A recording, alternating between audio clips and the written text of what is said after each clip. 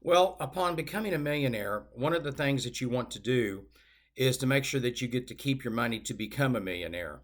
So, one of the things I'm going to talk about that has been done over the years, and it was started quite a long time ago. Simple terms, the nickname is a prenup. It's called a premarital agreement. And what that basically is what I call it is a will before marriage. So, you're planning your estate. So, let's say, for example, that you started a Roth IRA and then you got a 401k at your work and you're doing that. And this applies for both spouses. So it's like you tally up what you own or even maybe what you're going to own. Like if I have a future Roth IRA or a 401k or a pension, especially a pension, because people forget about that it's mine. I earned it. It becomes with my job. Now, I think that most couples these days who are together, they both work. It used to be one, and now it's both. So I think it's healthy for both of you to have one of these. And some of the terms that people say, where you're planning for divorce. And that is not really the reason for that. It is a purpose, but one of the reasons is for example, if your partner or spouse was killed and they had a lot of debt, then all of your assets are guaranteed to be yours. So a prenuptial agreement is something that I highly recommend before you get married, probably a year to 6 months. Now, probably I would say most men are in agreement with this. Most women are not. I think they take offense at it because if you love me, you'll let me, you don't need that. And I understand that. But I think it is a very, very, very important piece of financial advice that you should take. Now, it's not going to be cheap to have done. You can Google it like I just did. And of course, they'll say it's from 1,000 to 10,000, but you're probably going to spend around 1,000 to 1,500. And when it comes to lawyers, I found out that when I did a will for my wife and I, a local lawyer wanted $7,000 to do the will. And I knew a lawyer in a smaller town that I'd known for years and years and years. He did a complete will. It was a wonderful presentation, a complete job. Everything was done. And it cost us $700 instead of $7,000. So you can shop around. All you need, a lawyer is going to be competent enough to do this. And the reason I looked it up to try to find a way you could do your own, and you can. But one of the problems is that you need a lawyer who is schooled in state laws, how to do the prenup, make sure you do it, and things that you don't think of. It's like doing a will. You might think of things that don't even matter, that don't even come into your mind. And I will talk about some more things in this. One of them will be I fully believe that you should have 3 checking accounts, yours, mine, and ours. And so then you can just transfer money to the third one to pay off all the house bills if you want to do it that way. And so that way you're putting in money for the house bills and they come out of that checking account, and and each one of you is responsible for that. And because marriage is a business, I'm sorry, but my wife was really stunned when I said that, but she realized it after a while, because you have a co-owner of a business, which is your marriage. You have co-responsibilities on finances. You have co-responsibilities on what needs to be done around the house or what you want to do. And so does become a business, and you need to understand that and communicate. And this is one of the things that I would communicate with.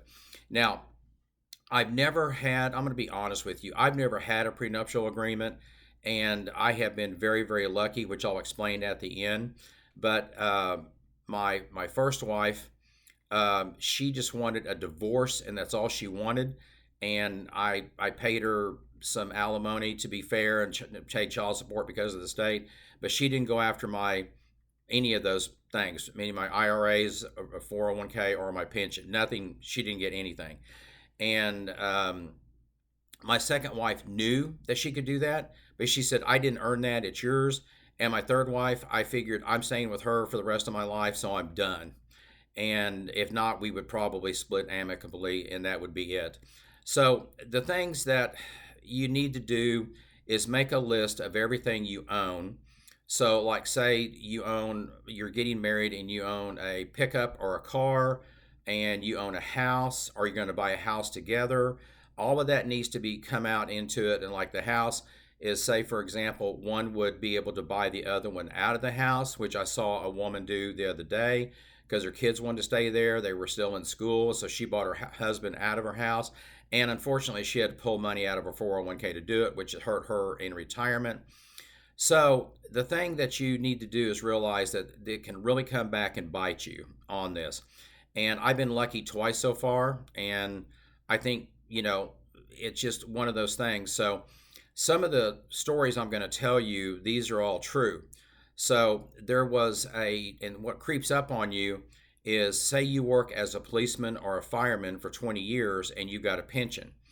And this actually happened. And so then at that time, you get a divorce. And so she asked for half of the pension because she had been with him. Now, I look at it that if she's working, she has her money, he has his money, and if his job provides a pension, it's his. Now, that's the way I look at it. The same way I would look at it if it's hers, if it's vice versa, it would be hers, not mine. I don't deserve it because I didn't work for a company that did that. So another story, that I was in a courtroom with a friend, he was getting a divorce, and so the judge actually said, okay, we're going to split everything down the middle, and we're going to take the IRA and we're going to split it down the middle, and so she gets half and he gets half. And the guy jumps up and he says, Your Honor, you can't do that. Now, Your Honor, the judge says, why not? And he goes, well, you don't understand. If you take this IRA out or the 401k out, that what's going to happen is, especially with an IRA, is not only am I going to pay taxes on, well, now your Roth has already paid taxes, but this was a pre-tax IRA. They'll take taxes on it, plus I get a 10% penalty on top of that. And the judge is looking around and goes, does anybody know anything about this? And I stood up and I said, Your Honor, he's exactly correct. I said, he's going to have to pay taxes on it at his rate, probably 25%, plus he'll get a 10% penalty for removing it before 59 and a half. And I said, that is true, Your Honor. It won't be the amount won't be there. So the judge said, okay, what I want to know is we'll come back and do this again, and then bring me the exact figures of what you'll have after it. So that was something that you go through. And I just look at this, that it's very, very rough these days. You've worked hard. If one person, like I said, if one person has worked hard enough to be at a company to get a IRA or a 401k and or a pension and or a severance package, that's yours. That's what you should do. And it also helps out, like I said, if in case of death or problems, or if one spouse runs up a bunch of bills, you get to keep all this. It's not yours. It's not going to be taken away to pay the bills. And it's just something that you need to do. And I'm sorry, it's not the way to be in love and all that. And I will tell you one funny story that was really pretty, or two that were really pretty sad. But an actor named Lee Marvin was with a woman for like 7 years, and he decided he didn't want to be with her anymore. So they filed a palimony suit. And palimony was a word about, I've been with you for all these years not working, and I didn't make any money. And so they went to court and he lost. And so the other funny story is about how one guy actually had a prenuptial agreement made, and one night, like on Christmas or New Year's, he took the prenup out of the safe, showed it to her, and burned it, and said, "We're done. We're not doing this." So, kind of like a really hard situation was that when they went to get a divorce, he pulled out the prenuptial agreement, and she said, "I thought you burned that." He goes, "I burned a copy." And this was a famous movie star. So I think you just need to be upfront with each other and do it that way, and just be honest. And I think if a person is willing to do it with you, that's the right person to be with. So anyway, have a good day.